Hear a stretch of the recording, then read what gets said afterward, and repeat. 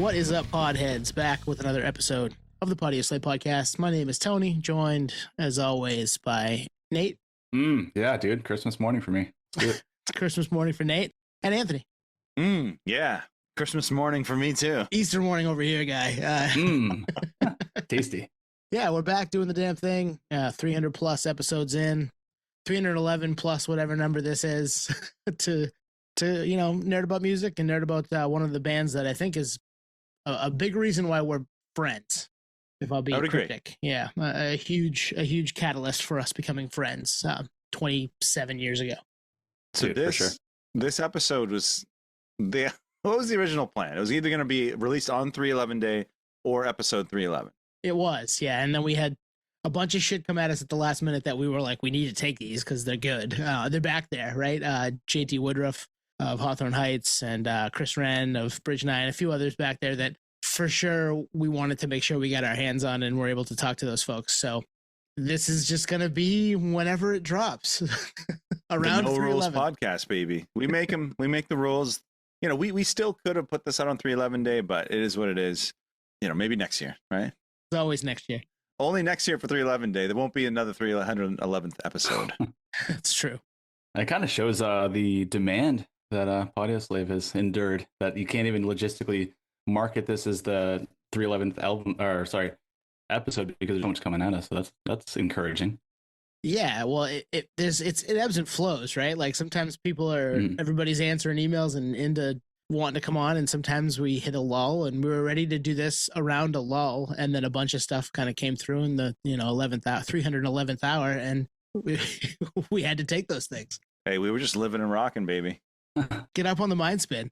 All right, were you guys on the internet today? Probably, yeah. I don't know if I saw what you saw, but more than likely, yes. So I'm scrolling through Instagram today, and I see a clip of our old pal Billy Corgan of the Magnificent Others. Okay. And he's a part of a few other things. Smashing Pumpkins, yeah, I don't know. Yeah, but it's his podcast, right? Magnificent Others? Yes. So I don't know if it was on his podcast or he was a guest on someone's, but it was posted from the Magnificent Others account, which maybe we follow, maybe we don't. I don't know. But anyway, the reason I bring this up is it's timely with the record we're going to talk about. But the gist of what he said, and I'm paraphrasing, is in the late 90s, like rock basically got like the back burner by the machine. And he's like, nothing really was the same after 97, 98 from a rock perspective, from the machine perspective. And I'm like, what are you talking about? I don't think I agree. And he was very cryptic. He didn't want to blow up anyone's spot, but he was like, basically, I'm privy to the machine and how it works. And basically it was I'm not going to say it was a targeted effort to bury rock music, but the powers that be kind of buried it. Thoughts? I'm going to let you lead off, Nate. I wholeheartedly disagree. Which is, not uncommon with Bilko. Obviously, fantastic songwriter, but his hot takes are hot takes. I almost never agree with what he has to say. If we ever get him on here, that'll be a different story as it relates to just talking about the music and that that he's involved in. But some of the things he says, I'm just like, what are you talking about, man? And that showcase that underscores that. I think I agree with him. Really? You think so? Yeah. In what way? Okay. I don't think it happened overnight, but look at it today. Rock music isn't dead, but it doesn't get the machine backing like it did in the late 90s, early 2000s. From a label lens. Yeah. At all, right? I mean, there are a handful of bands that they push on us, right? We do see some of those bigger bands get that. There's a lot of legacy stuff that gets some play just because they've built up a following over however many years, 20, 30, 40. But as far as new rock goes, it's all indie for the most part, doing anything that's making any noise. And occasionally they'll jump to a major, but they're not looking to do that. Like they used to go out and look for those bands and pull them into majors consistently. And it does not happen nearly as much as it used to. Wait, are you saying you agree with 97 being like the hard stop? No, it wasn't a hard stop because it couldn't happen overnight. But I think it probably was let's go more towards the saccharine side of things. And from a major label perspective, from a culture perspective, the tastemakers on the bigger ends of things were like, do we need all this? Let's go do something else, and let's not push rock as much as we've always pushed rock, because they did forever, right?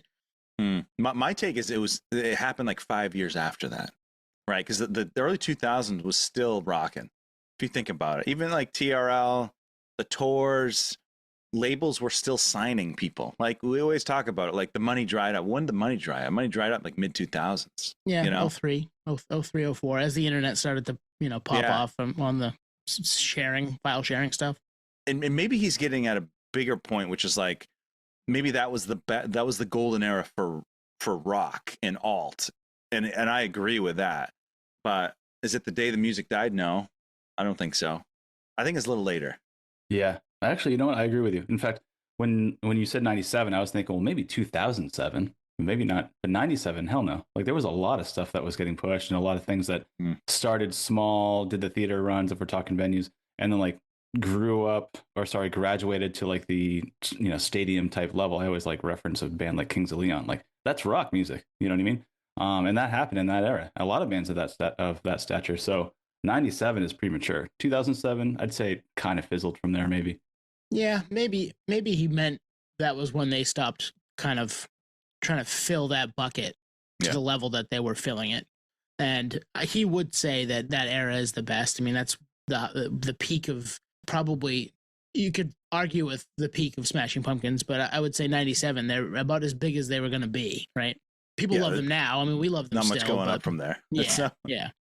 You guys haven't seen the clip. I'll send it to you guys, or you can find it. And hopefully I got the gist of what he was saying right. But even still, like, if anyone said that, I would say, maybe a little after that.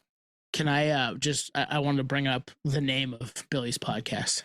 The Magnificent Others is the most I'm the main character name for a podcast in the history of podcasts. Oh, my God. And I mean, if anybody would pull that out, try to pull that off, it would be Billy Corgan. I love it. He's, I mean, Smashing Pumpkins is still active. They're still putting out records, not to the extent in, stage that they used to, but he has remained. I mean, I can't go a day without seeing him online, whether it's the podcast, whether it's he's on someone else's podcast talking about Youngblood or something. I don't know. He's everywhere. And he is the Magnificent One, I would say. And we're all the Magnificent Others. And I just found the name of the podcast to be very, very Billy Corgan. And I love it. Like, it fits him. It fits the whole vibe. Maybe that's his staying power. He says controversial things, so he's always, front and center. Not that his music. He's a smart dude too. I mean, he is. Listen to him talk. He is a smart guy. He is Billy and has opinions that don't always maybe they zag against the people, what most people think, but he definitely is a smart dude. And I do like listening to him talk. I don't think I've ever checked the podcast out though. I probably should, although with doing this, it's the amount of podcasts I consume are us first. And it's in the production side of things for a while, and then I'll find stuff when I have free pockets. Yeah, he's very well spoken. I've only watched one. It was with the DeLeo brothers, and I think I talked about it on here. Maybe it was in text with you guys, where he like calls out Scott Weiland for like ripping off a like melody that Billy thinks that he wrote, and then Scott Weiland kind of ripped off. And I can't. You gotta apologize. I apologize for not referencing what song he's talking about. But if you look it up, it's a clip. There's a clip on YouTube. We can. I'll show that to you guys as well. But same thing. It's like, dude, like what? Why would you even say that? You know what I mean? Well, if you feel like you created it. If you did, I mean, I guess. But even the DeLeo brothers are like, oh, I guess. Sure. Yeah. Well, we do still love the Smashing Pumpkins around here. So. And shout out Bill Burr, his brother. Oh yeah. and Gerard Way, his son. Yeah. All right. I thought that'd be a fun way to, put us in the mindset, the mind spin of this era. Mm-hmm. Yeah, I like it. So 311. What you're saying is you want to freeze time back to 1999. Dude, don't rush me. Life's not a race, dude. I mean, I've been waiting eons to do this one, so yeah. All right, I'm cutting you off there. That's good. I'm cutting us off there. All right, I'm leaving this Babylon. Fuck you guys. 311. Soundsystem. October 99. Late for them. They're a band that loves to put stuff out, springtime for your summer windows down music consumption. Oh yeah, and this would have fit right in with that. fifth studio album, if you can believe it. Capricorn Records. I think, was it the last one with them? Yep. Yes, this is when the lawsuit happened. Yeah. Where do you want to start? Well, I teased it in the open, right? I think it's a big reason the three of us are still friends all these years later, and how kind of our origin story. Like Anthony, I knew you before. Nate, I knew you before. You guys knew each other from school before, but we had lockers adjacent to each other in the early 2000s, right? 2001, and we bonded over music, and we listened to a lot of 311 at the time. And this record was a record that was listened to a lot in this time frame. Dropped in 99, right? But we're freshmen in high school when it comes out. You know, we're starting to get cars, you know, a year and a half later, have tape decks that we can put a CD player connected to it into the tape deck so we can listen to CDs. And this was just a CD that didn't leave my car ever. It was on all the time. Dude, they were my favorite band in this era. They were my favorite band, I think, from probably 97 to maybe 01, 02, that range. Definitely probably my favorite band. Big into in middle school. You guys on the other side of the tracks, were you guys middle school 311 guys? You must have been. Yeah. So this is another callback to Mike A's brother, Ian. Oh, Mike A. Shout out Mike A. Drink. Mike A. Drink and Ian, you know, big influence on me on my musical taste. So 311, I always reference the fact that he showed me some Rage Against the Machine VHS tapes back in the day. But 311, he was a massive 311 fan, so got me into them first. I think with the Blue album to start. So yeah, from then on, I was kind of fan, right? And so when this dropped, I was already engulfed in what they were doing, and this record dropped, and I was just like, fuck, man. It's always, we talk about it all the time, but like to have a record drop of this stature in our kind of come up is a blessing. It's magical, and this record slays. I think we all, on the Blue album episode we did, all said that was probably our introduction to the band. Yeah. Seeing them on MTV, and then paying some attention to them from then to when this drops and into high school. But I don't think I had Transistor until after. And then when I got heavy into this record, and then went backwards. Like, and then from Chaos came out around that time frame too. But went backwards, bought Transistor, bought Grassroots, bought music. You know, just wanted all of it. Was downloading whatever I could find live, allegedly, and was just really huge into the band. Anthony, I think I'm probably right there with you. They might have been my favorite band in this time frame. Yeah, they just had it all. Like people forget, but maybe they don't forget. I mean, if you're a certain age, you wouldn't really know this, but this was in an era, at least for me and the bands I liked, where I could name every fucking member of the band. Oh, yeah. All of them by first and last name. I mean, a lot of people these days, your favorite band that's from the modern times, can you do that? No fault to anyone. It's just, that was the era. You just knew. I don't know. I think it was just CD booklets. I think we were probably fans of fewer bands back then, naturally. Mm-hmm, yeah.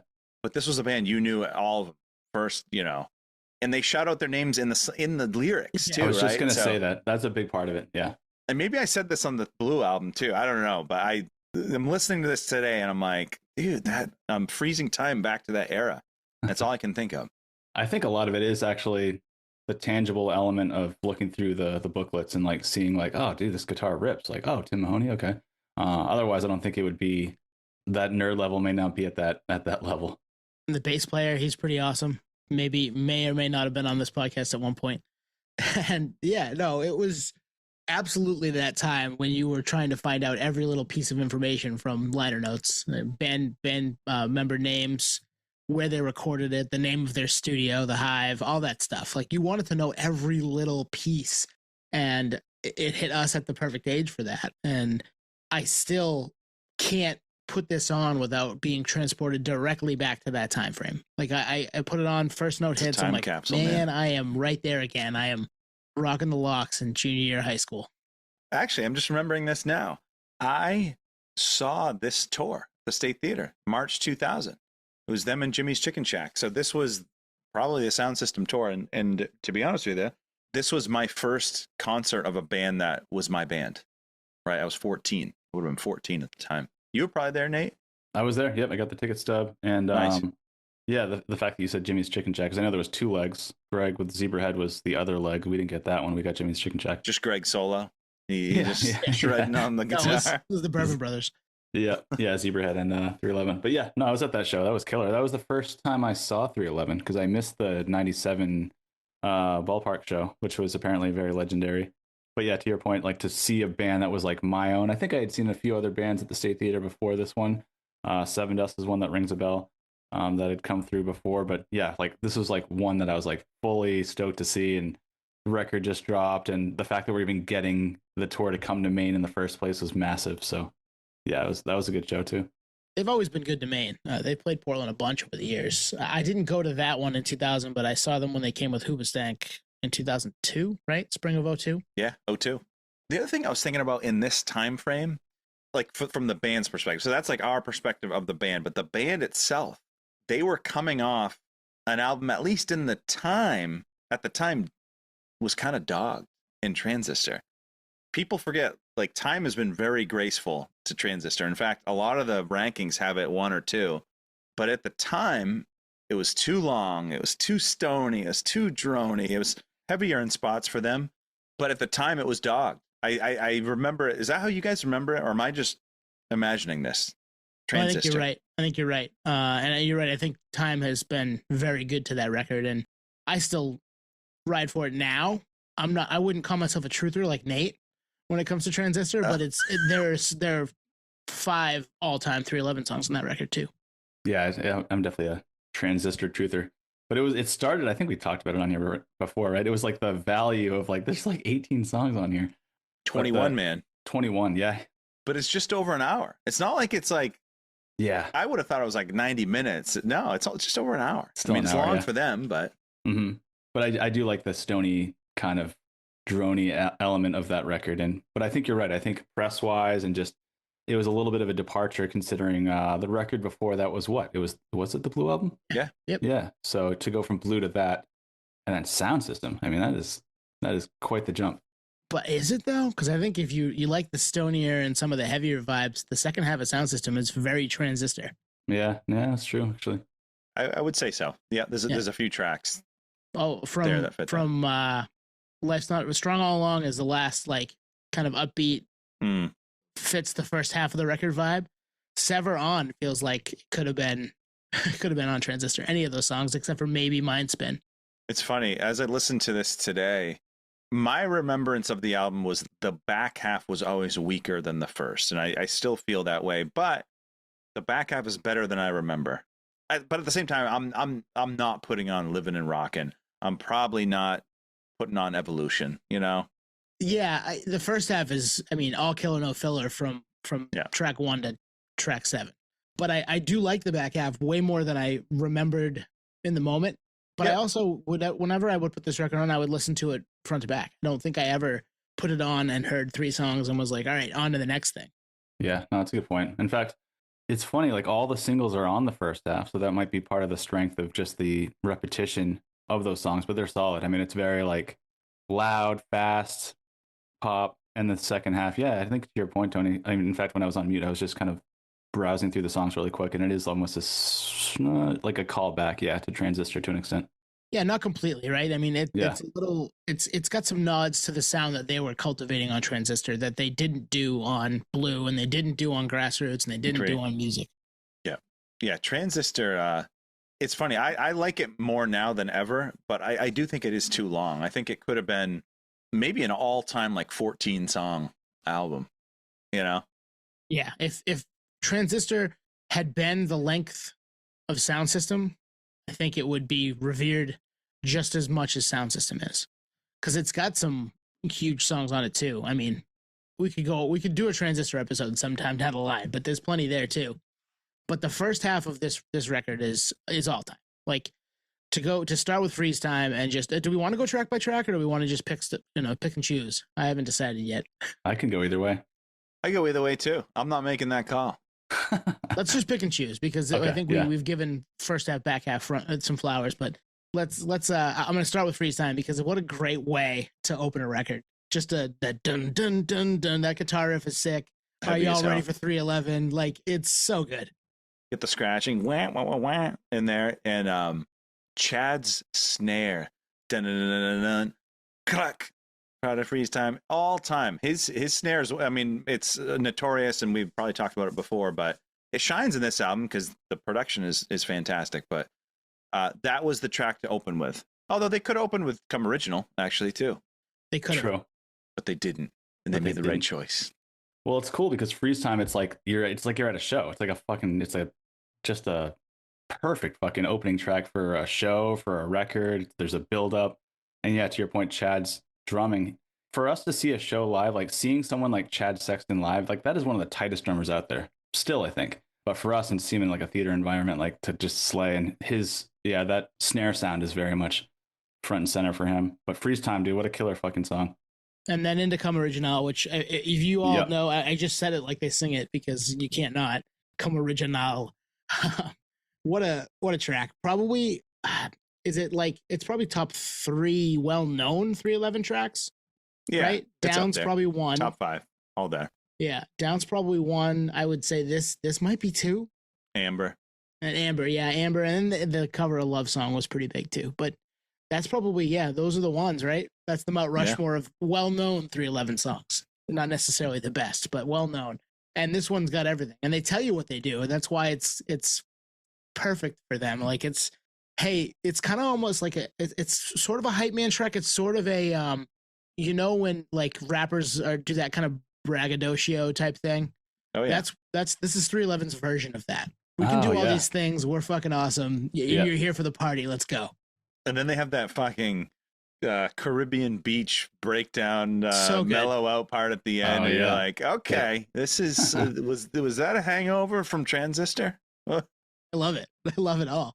I love the slap bass. It's so, and Peanut in that video with like I don't know if there's his dreads or if he's wearing them, because in the flowing video, he doesn't have them. So I watched it today and I'm like, what is going on here? We've sent that gift to each other a million times.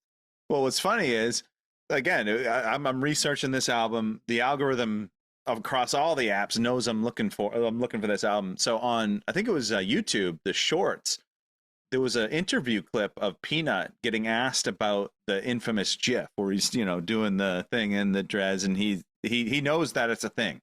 And I think he said it was his favorite music video. I mean, it's immortalizing. The colors are so vibrant. Yeah, it's just... It's immortalizing GIF form. It should be his favorite. Yeah, it's very much like late 90s, right into 2000, like those vibrant, like you said, vibrant colors. Like that's late 90s all day. I'm looking at it right now, actually. You guys seen Zoolander? Yep. Yeah. Yeah. He looks like the DJ in Zoolander. Yeah. It might be the same guy. It could be. It could very well be. It may not even be Peanut. It could be the dude who played the DJ in Zoolander. One thing about Come Original is it's probably one of 2 songs that has, I'm not going to say like the 311 throwaway lyrics, but like there's only a few songs that have the random 311 rapping lyrics. You know what I mean? A lot of these songs, it's not that. It's something more of substance. Like we talked about on the Blue album, Smooth like Reggie Miller in an airport, Breezeway. Yep. There's less of that on this. There's moments of it. Yeah, I would agree. This is a little more straightforward rock. But this song is one of those callbacks to, we can do this too, guys. Yeah. There's a few, and I'm trying to think of Strong All Along maybe has some of that. I don't have to look at the track list, but all right, I'll throw something at you. And I've talked about this concept a few times, but when a band's music, their artwork, their album title, the presentation, the music videos all align, it just enhances the experience. And this, I'll be honest with you, this could be the best example of all time. The vibrant colors, the music video, sound system, you're visually transported into this world that they've created for you. And you know what? They actually did it with Transistor too. That world with the CD cover, like that's all I think of. I just think like some dude who's high as hell in the clouds. I completely agree with you. And right. That's the name of the podcast now, is the I Completely Agree With You podcast. Yeah. But you're right though. There's no note not hit here correctly. Right? Agreed. Like sometimes you're like, everything about that record's great, but the album art kind of sucks, right? Well, it doesn't in this case. Or, that's cool, but the videos were kind of boring. Not really in this case. They were awesome. and the message is great. The musicianship is great. Like they've just got all timers across the board in every category, and this could be, at least in terms of our podcast and the music we came up with, the best example of that. Like, and it might not even be close. I guess you could sum it up and say like the album rollout. Like the rollout's phenomenal, and like think of the Blue album with "Don't Stay Home." Isn't it like black and white? And it's a visually darker gray. I like even the picture of the band with the alien eyes. Like, it's just darker, and this one's bright in your face. It's almost cartoonish, and it fits. Like, I just think good vibes, tropical island. It's a vibe. It's very much summer. Roll the windows down, blast it. Yeah, rollout's a good metaphor. In fact, I don't know if you guys have this, maybe in the boxes that are at your house with my random nerdery, but it was such a branding thing that like when the record dropped, instead of like a poster, you got like a sticker pack, and it had like different variations of like the album as like a sticker. I'm like, oh, this is very much like a conducive play with like, just the speaker is a sticker, and you take that off, and just the 311 logo, and just the sound system wording, and then the speakers themselves are stickers that you can kind of do whatever you want. You can take them off and like make your own design, basically, if you wanted to, really. But like the ethos of like this marketing play reminds me of like the Old Navy commercials, or the Old Navy like marketing, call it 99 2000, very much like poppy, bright colors, summer like vibes, like we're talking about. So I think the album rollout, as you say, was very much part of the play, and they did an excellent job. It kind of reminds me, maybe equivalent to like White Pony for Deftones. Like, it was just marketing, logos to carry the record, in tandem, really, but just perfectly executed. Like, I love it now. I remember then I thought it was cool, but I was really disappointed that they didn't do the classic 311 logo, because I really am obsessed with that logo. In fact, I think we've said it before, it's likely in the top like 10 band logos of all time. It's just so sick. But this one was like a different version of that, and I was like, why'd they do that? But now I get it, because it kind of fits the, like, it's supposed to look like digital, I think, right? Mm-hmm. Like a sound system. Well, Nate, if this is Old Navy, then self-titled is The Gap. Yeah, exactly. Simple colors, right? The Gap commercial was just like LL Cool J wearing a FUBU shirt. So they need to, both Old Navy and The Gap need to pay 311 some royalties, is what we're saying. There you go. Yeah. 311 did it first.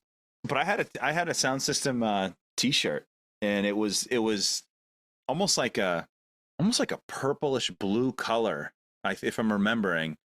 But I left it at a hotel. We used to go swimming at a hotel back in the day. The Hojos? Not that one, a different one. Used to sneak it, and I left it there. So I don't know. Maybe I'll have to get it on eBay. I have to size up though. I'm a large, and in fact, I had to buy an XL hoodie when I was down in Florida a few weeks ago. That's okay. It's okay. Welcome to the world of the XLs. I've been there a long time. I'm still there though. I haven't sized up to the double X yet. So yeah. Ooh. Yeah. Maybe someday I'll graduate. Can I graduate? No, we don't want to be in. Let's stay in the XL or below world. What's good for us? So the CD, if I'm remembering, was a cardboard, right? It was a cardboard, and that was a move too. Like, and it was the I think the front was like embossed, right? Yeah, it was. Yep. Yeah, like like, man, I haven't thought about that in many, many years. But this is a record that, the jewel case. Fuck the jewel case. This is a cardboard record. Well, it's another one of those things that draws your attention, and they've always been really good at that, at drawing your attention. They may have been doing it forever, but in this time, this is when they kind of had perfected that aspect of them. Is that we're gonna pull you in more ways than one. We're going to pull you in. And that's another way to do it, is put it out and have it be this. You're walking on in line at Bull Moose, and you see all the new releases, and you're going to immediately gravitate towards Sound System. How do you not? Yeah, I remember wanting this on vinyl, because the vinyl artwork, at least on the inside, is different than the CD, and it's pretty spectacular. I think it's out of print, really hard to. It was expensive. I remember 10 years ago when I was trying to buy it, so I imagine it's pretty expensive now. I've been trying for years, Nate. I'm right there with you. Oh, so Is it big bucks? I haven't looked in a while, but for a while there, it wasn't cheap. And if you were getting it cheap, it probably wasn't legit. Okay. I forgot about that texture thing. And another one of those things where in the moment, similar to the 311, like digitized logo, thinking like you posted something, Twan, earlier where it's like, fuck, this isn't going to like it has the booklet inside, but it doesn't mirror the actual album cover, and that kind of screws up my whole like organization of my Totally. CD binder. And actually, I'm remembering the actual CD booklet was like thicker than usual. Yeah. Yeah. Maybe that's what it was. It wouldn't even fit in a jewel case. Maybe Nick it just Hexum cracked says, the cone. "Fuck your CD binder." Yeah, Club Hexum was like, we're doing Network error. we're doing cardboard. We are not doing jewel case. What other? I mean, how many times you guys listened to the album leading up to this in the last week? I've listened to this album 4,337 times since I purchased it or bought it in Damn. 2000. Supports So- the scan. To do Not it, that anyone's counting. But I actually don't know. I'm just throwing out a number. But to do it for this, I only had to listen to it like twice because I was like, I know all these. I mean, the songs pop up still when I'm listening to shit. Like, as you might like this because the algorithm knows that I like 311. Yeah, for me, I think since we were going to record this a few weeks ago, I listened to it twice then and twice in this past week. In the car, headphones, different environments. Car is great for this record, as most 311 records are. But yeah, at least twice leading up this week. How about you, Anthony? 12, 15? 311 times. Oh, Wow, going that's bulky spot clever. on. That makes I had it sense. on repeat. I would say collectively probably 3 or 4 times, and then Nice. maybe a few half times. I noticed a couple things that I had like probably subconsciously acknowledged, but the different soundscapes. They introduced some different soundscapes, like the beginning of Flowing. I'm sure that's SA probably doing something, but it's not scratching. And then in the last track, when it opens, that's a different soundscape for them. It's like a keyboard set to a weird, yeah. And like I'm not even gonna pretend to do the mouth noises for the beginning. You of should. I Flowing. want to put it at the end of the episode. There it is. That'll come at the end. But that was maybe I'm completely off base, but that was not there for Transistor. That was not there for self-titled music grassroots. If it was not as prominent as it was on this. You're right. I don't think so. I think this was we're feeling ourselves. We know what we're doing. We know what we are as a band.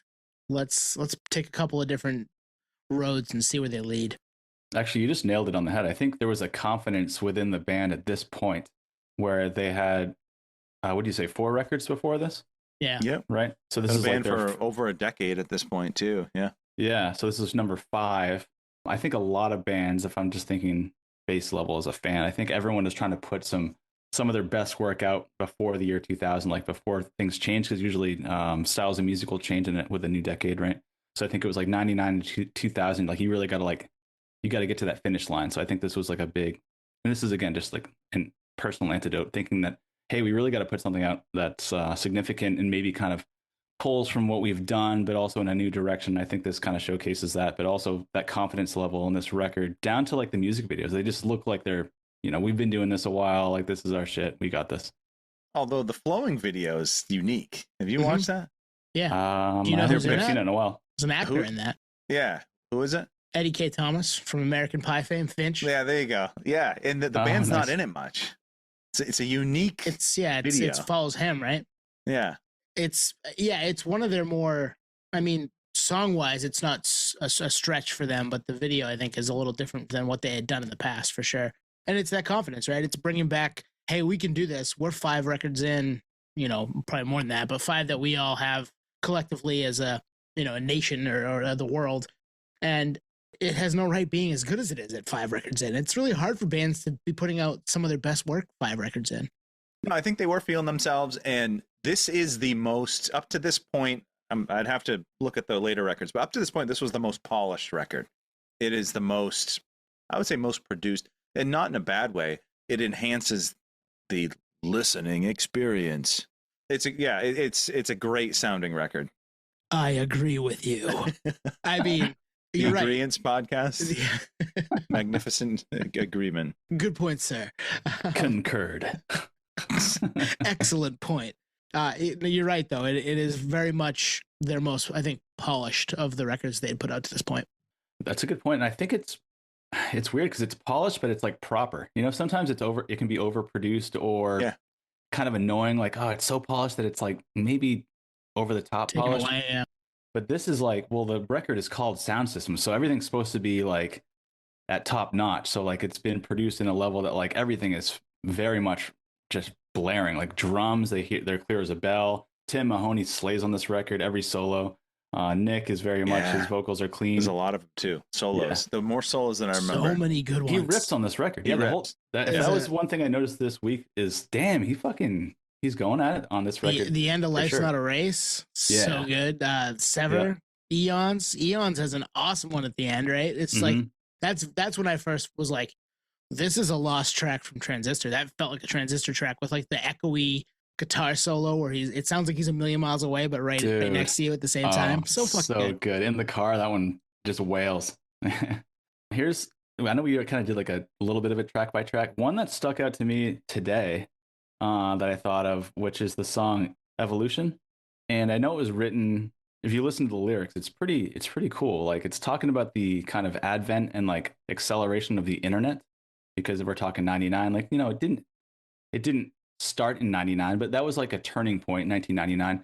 But it's very much applicable. That song today, I listened to it in the car. I'm like, this song could just be about AI in 2026. Yeah. It's like, can we dismantle it? Like all this stuff about how it could be dangerous if not used properly and whatnot. So I'm listening to this song. I'm like, damn, they're kind of ahead of their time with where the internet went, because it was safe and the internet got a little wild, and it's maybe more wild than it's ever been. And now we're at AI, and AI is just getting started, and it's getting pretty fucking scary too. It fits right now just as well as it did that 27 years ago. Nate, are you just paranoid?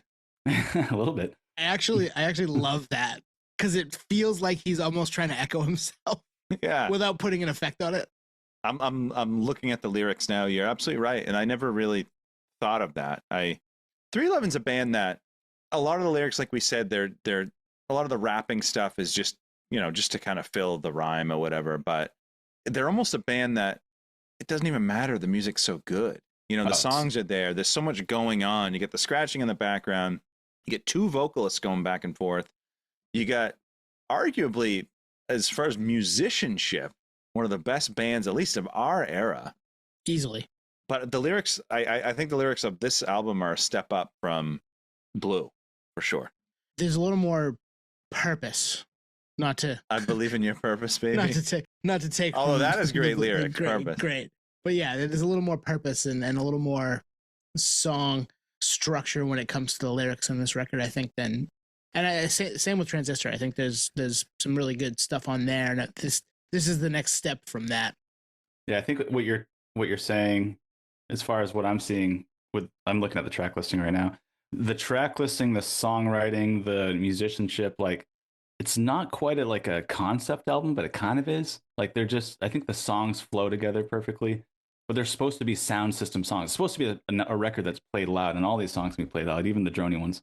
Absolutely, yeah. Yeah. And good point on Evolution 8. I want to kind of dig into that a little bit, because this comes out in October of 99, and we're to take everybody who maybe wasn't there listening to this, and I don't know how you got here if you are, but the Y2K bug was certainly a thing that people were scared of at this time. Oh yeah, dude. Mm-hmm. And to have a song out there that is kind of upbeat and, you know, more of sounding happy than what it actually is, and for it to fit so well with today's vibe too, it's amazing when you can do that, when you can write a song that does stand the test of time. Absolutely. So Tony, pretend I'm 20. What is the Y2K bug? Everybody was scared because all the code was written in 2 years, right? So they were afraid that when it hit midnight on the year 2000, that everything was going to revert back to 1900, right? Everybody was scared of that. Or like explode, like your shit was going to stuff was just going to not work. I remember being at our buddy Devin's house, and we shut the lights off. Me and my buddy Jeff shut the lights off at midnight just to try to see if we could scare everybody, and nothing happened. We turned it back on. Everything was fine. I was so nervous. I remember when that happened, if we're going to talk about Y2K, thinking, okay, they fixed it, but they fixed it remotely. We didn't have to send our computers in.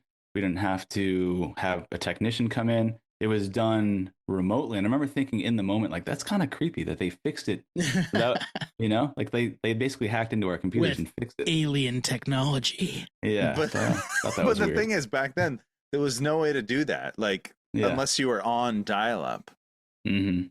Yeah. You know, it's what a fucking time. I don't know, man. But people were very scared of the Y2K bug. I mean, I don't think I was. I was 16. I was 15 years old, but it was a thing that was having some people melt down in the moment. And similar to what we're dealing with AI today, it's a thing that people are melting down about in the moment. And are we going to be scared of it? Is it going to be okay? Who knows? We'll wait and see, I guess. I love that in that era, like people were scared of it, and that was the narrative. But I think like it wasn't even like a shtick. Like there was actual like I think like people in technology, and it's like, can't you just fucking test it? Like, what do we do? Yeah, why don't we just go back and change the code to 4 numbers? What happens in 10,000? We're all screwed. We're gonna change it to 5. Simpler times. And I think the dancing baby was like the biggest thing on the internet. Oh yeah, From Ally McBeal. Yeah. Yep. Wow. I never thought that was funny. I'm like, why are we laughing at this? I don't get it. I don't think that was meant for us, Nate. Oh, You're yeah. right. I don't think it It's was the meant for us. first though. animated image. Yeah, we were too young. Oh, you're right, wasn't it? It wasn't it, on that show on I think Fox so. on Ally McBeal? Yeah. Huh. But that show wasn't for us. Yeah, we were geeking out on this. Deep cut mind spin. That to me always, we're talking about songs that sound like older era. That to me could have been on Music or Grassroots, actually. If listen to it with like a fresh perspective, I think you could probably see it on those too. If it were less produced. Yeah. Yeah, I just played it. Yep, 100%. Even the guitar riff. Anyways. Put that at the end too. Wait, do it again? Oh no. I think you're One and right. done. Were you in key there, Nate? Not even close. Putting that at the end for sure. Is this? I'm trying to think. I've listened to so many albums recently, but was this an album that you can tell fade? Can't Fade Me goes from like left speaker to right speaker like quite a bit. I think so, because I remember doing that in the Glass car. Jaw, tip your bartender Yes. goes nah. You get the I think it fade does- from one speaker to the other. Yep. Yeah, I think there's a fair amount of this. It's a headphones record. It's a sound system record. Yeah, It really exactly. is. It really is. Good sound system in the car, good sound system in our earbuds. Absolutely put this on and blast it. Once you're done listening to us, go blast this in the car. And that's the best place. I always loved like the vibe of Strung All Along. It just was very it was upbeat. such a happy, upbeat, and this time bringing me back to that time too. But like I've always put on music when I've been in a bad mood. The record 311 music, because it's always taken me out of it. This one could do it in a heartbeat as well. And I will remember that next time I'm like, maybe I don't want to listen to music today. Maybe I'll listen to Sound System instead, because it just brings you out of it. It's that type of record. Well, even in the first 10 seconds, you got Chad's drums. You got kind of like we were saying, those new soundscapes. There's Essay doing something. Then you get Nick coming in. Ooh. And it's just a vibe. It's a fucking vibe. Like, this is a band, and I think you see it with a live show where they all can be the main character. And I think throughout this album, there's doses of that. Yeah. You mentioned it earlier. It's like for our kind of time, they're not like I don't know how you say it, but like they're not like the Guns N' Roses type band where like it's a Slash Duff Axl type thing, but they kind of are, because they're all like masters in their craft. So we actually got that with 311, which is really cool. And like you said, they shout out Peanut and Chad Sexton beat that thing. Like Nick Hex with the song title as his name on the title. Like we kind of got a dose of what that was like, which is kind of cool actually. I didn't think we'd get that, but it's not like, it's not in your face like a Guns N' Roses. It's like organic. It's like this is like legit musicianship, which we don't play instruments, but we can appreciate it. It's just a more fun version of that. Yeah. There's no main character syndrome here. Yeah, exactly. Yeah. There might be a little bit, but that's for a Not a different little time.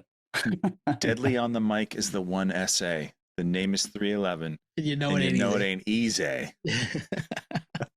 No, Love I love this record. I love this band, especially from this time. And they've been kind of ingrained, I think, in the Podioslave lore now for quite some time. And, much longer than the podcast itself. I mean, it's a huge reason I think we all kind of bonded, 2000, 2001. And then they hit you with the Bad Brains cover, Leaving Babylon, which is great. I mean, classic song, and I think they do it well. And I don't know if had they put a cover on an album up to this point? I don't think they have. I don't think so.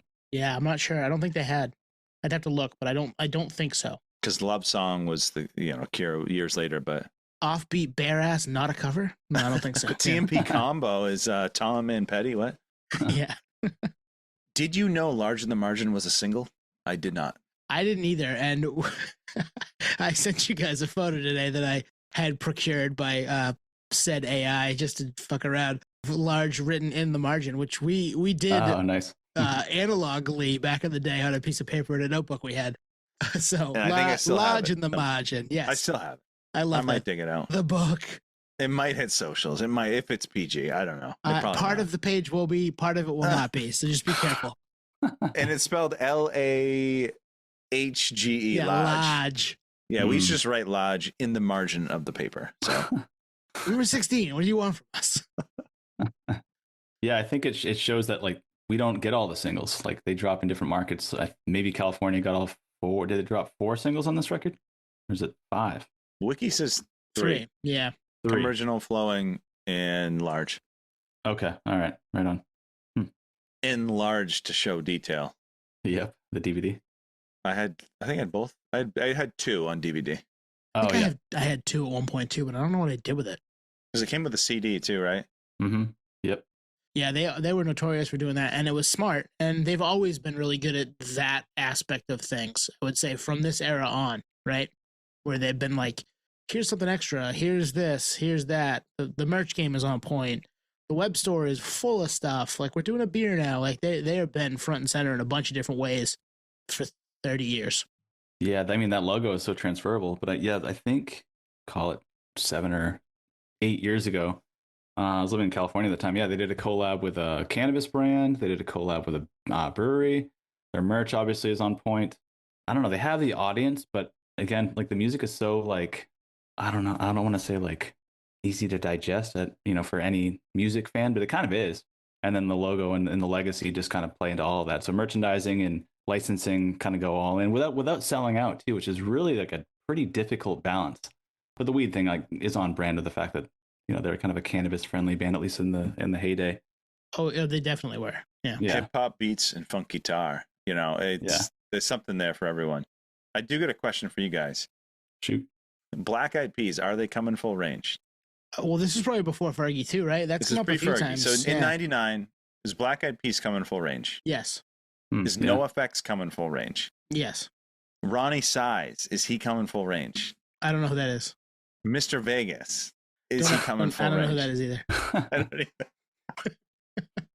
It's funny though, like Black Eyed Peas, I think if you were not around in this era, you might think they were a pop band, but no, I think they were more in this circuit pre-Fergie. Yeah, and there's a song, and I'm gonna look it up when we're done, and I'll send it to you guys that I liked by that band, by Black Eyed Peas, pre-Fergie, before they blew up, and we got Let's Get It Started, and all the other Boom Boom Pow and all that crap. Mm-hmm. Early Black Eyed Peas had some. They were coming full range. No, I remember. So we were talking about shows like we saw before that 311 Soundsystem tour at our local venue, the State Theater. And one of them was actually Everclear, Soul Coughing, and Black Eyed Peas. This is 1999, I think. Actually, so probably not far before this show dropped. And I remember thinking like, wow, this band's rad. And then years later, like the Fergie and the whole pop thing, I'm like, that's not the same band. I mean, they made a lot of money. So yeah, I remember seeing that band open for Everclear and Soul Coughing. Like, what happened there? Just shows that, like, kind of like Sugar Ray. Sugar Ray was a metal band, right? So things happen. We need a Sugar Ray fly. Yeah. Boom, boom, pow. If you know, you know. Do you think Black Eyed Peas in the Fergie era ever toured with Soul Coughing again? Probably No, not. I don't think so. Probably not. Or Everclear for that matter. No, different era. Man, I do miss this era. Because if you think about it, as a 14, 15-year-old, these guys were like a full package. Like, you knew all the members. Like you said, they had a back catalog. You could see them. They were touring. We were old enough to go see them. And they kind of checked every box for me. Mm-hmm. Yep. I miss this era immensely. And this record still holds up. Legacy of it still holds up. Still a record that I reach for depending on the mood I'm in. And will continue to as it pushes 30 years old, which is insane to me. Wow. That's nuts. That is 27 nuts. later this year. That's nuts. It does not sound like it. I think it speaks to the songs, but it speaks to the fact that it is polished. And I think it was certainly modern production then, but it's still modern now. It holds up. Where would you put it in the catalog?